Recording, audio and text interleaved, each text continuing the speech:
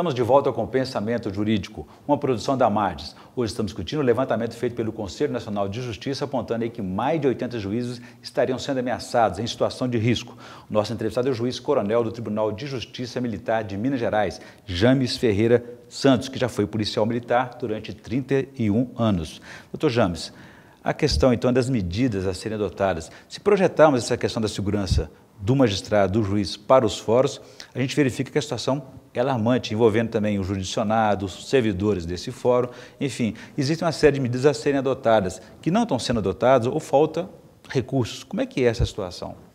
A situação dos fóruns, principalmente no interior, basicamente no interior, muito complicada, porque o recurso que o judiciário recebe constitucionalmente, ele mal está dando para pagar os salários, as obrigações de pessoal. E faltam juízes também, e custeio. Não está nem se abrindo concurso para juiz com relação a isso. Tem que se arrumar uma forma de resolver isso. Porque o recurso humano das nossas polícias é muito bom. Estão fazendo um trabalho integrado entre o Poder Judiciário e o Poder Executivo, fazendo-se convênios, igual o Tribunal de Justiça de Minas Gerais está encaminhando, juntamente com a Marges, é uma boa alternativa para cuidar dos nossos fóruns no interior, onde está sobrecarregado de armas e processos e materiais apreendidos, toda espécie. Porque além de atacar juiz ou atacar o réu ou alguém, o bandido invade o fórum para roubar essas armas, não é isso? Roubar essas armas. Aconteceu outro dia lá em São Paulo, parece que é Vinhedo, que foram roubadas várias armas, lá, muitas armas. E esse fórum de Vinhedo que o senhor falou, esse referido em São Paulo, até ele funciona local impróprio, é um shopping center, né? É um shopping center lá em Vinhedo. Então, eu acredito que a questão do Poder Judiciário passa muito também pela questão do aumentar a capacidade do Poder Judiciário investir nessa questão de segurança, contratando segurança armada, criando essa polícia do Judiciário para poder fazer frente a essa pressão, tomar medidas imediatas antes de acontecer esse atentado, quando o juiz se sentir ameaçado, ele comunicar como vem comunicando, mas faça a carência de efetivo das polícias, às vezes não tem condição de colocar um policial 24 horas, porque a questão da segurança pública ela é 24 horas. Às vezes a pessoa fala assim, eu não vejo polícia na rua. É porque o efetivo, para tantos milhões de habitantes, e uma atividade diuturna, para colocar um policial nessa esquina aqui 24 horas, vai gastar 6 policiais, que de 6 em 6 horas tem que trocar, depois tem a folga, depois tem a instrução. Então, o efetivo da Polícia Militar, ele é pequeno face à demanda. Então, existe essa carência de efetivo da PM e a carência de recursos do Judiciário para fazer frente a toda essa demanda que é levada para o presidente do tribunal, para o presidente da Marges. Agora, doutor James, qual que é a diferença entre ser ameaçado ou intimidação? Até que ponto que as duas coisas merecem uma atenção maior, uma preocupação? Porque o juiz, a natureza da função dele, às vezes desagrada uma parte. E isso é natural, até onde que isso realmente leva a uma preocupação? Olha, eu acredito o seguinte, que a independência do juiz, do magistrado, é que assegura o Estado Democrático de Direito.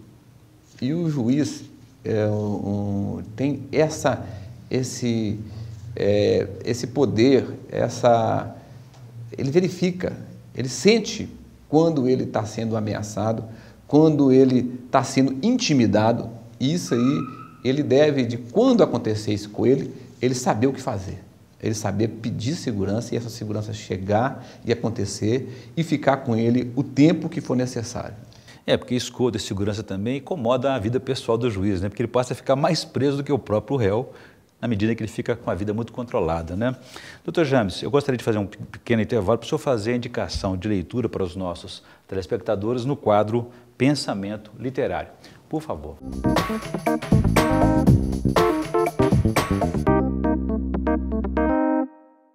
Essa obra é uma obra de um escritor de origem russa. Logo quando aconteceu a Revolução Russa, a família dele, Henri Troyat, ele foi para a Armênia, e da Armênia foi para a França, se naturalizou francês. Ele faleceu em 2006, com 95 anos de idade, e além de escritor, ele era ensaísta, era teatrólogo, era uma pessoa bastante inteligente, faleceu em 2006 ou 2007. E ele fala sobre Émile Zola, que é um escritor francês, do final do século XIX, e que tinha um grande poder de lutar contra a injustiça. Tem 3 obras deles fundamentais. A primeira é O Acuso, que eu acho a mais interessante. A segunda é Germinal e a terceira é L'Assommoir. Ele tem uma tendência naturalista, ele passa para os seus livros a crueldade que acontece com o ser humano, com a periferia lá de Paris. Ele é uma pessoa, Émile Zola era uma pessoa muito interessante e ficou marcante a sua obra lá na França, em todo o mundo, com esse livro Eu Acuso. Dentro dessa biografia de Henri Troyat, fala sobre essa obra, que foi uma perseguição antissemita do poder francês contra um capitão Dreyfus, que ele foi acusado de trair tanto a natureza semita dele, a natureza de ser judeu, e trair também o exército que ele fazia parte, que é o exército francês, passando informação para a Alemanha.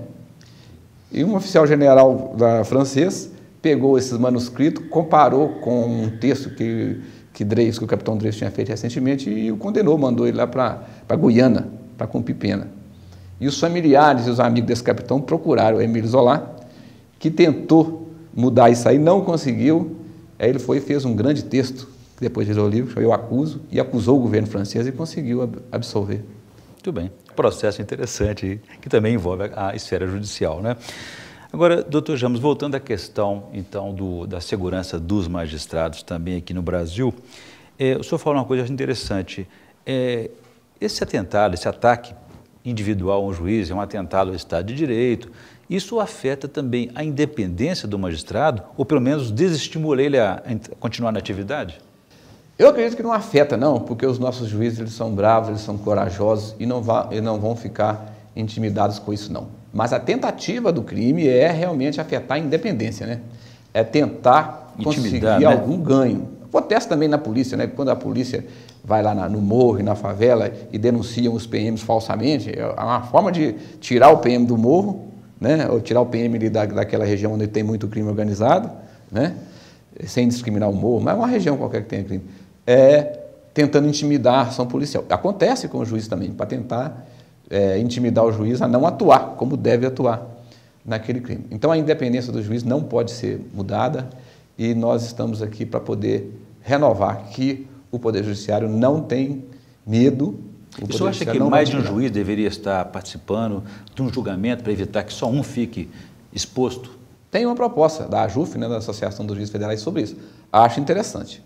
Em determinados casos, quando o crime organizado for muito grande, a situação for muito complexa, sim, tem um colegiado de juízes para poder exterminar com esse foco de crime organizado. Muito bem. Positivo.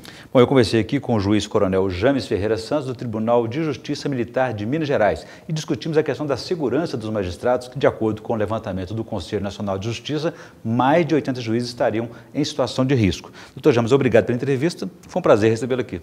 Igualmente, agradeço pela oportunidade e se o juiz estiver sendo ameaçado, pode nos procurar, pode procurar a Margem, o presidente do TJ, que nós vamos estar do lado dele apoiando. Muito bem, nós aqui agradecemos e ficamos por aqui. Se você quiser participar, escreva para o pensamento@amages.com.br, pensamento@amages.com.br. Obrigado e até a próxima.